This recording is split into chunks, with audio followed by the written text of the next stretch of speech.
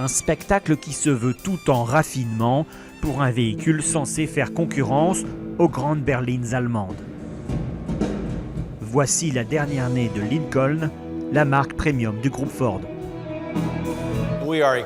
Nous sommes heureux de proposer à nos clients une voiture de luxe dont ils ont envie et qui a une vraie valeur à leurs yeux. La marque Lincoln va créer des opportunités de croissance pour le groupe Ford. Percer dans le marché très juteux du luxe, c'est le défi des grands constructeurs américains. En 2012, les ventes de Lincoln ont chuté de 4%. Chez General Motors, Cadillac s'en sort un peu mieux, mais le pari est loin d'être gagné. Aux États-Unis, qui dit luxe dit européen.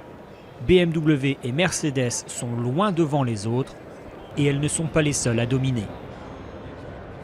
Pour produire un volant de ce type-là, nous avons passé à peu près 14 à 20 heures.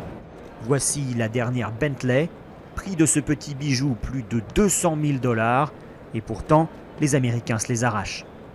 En tout cas, les US restent notre marché le plus important.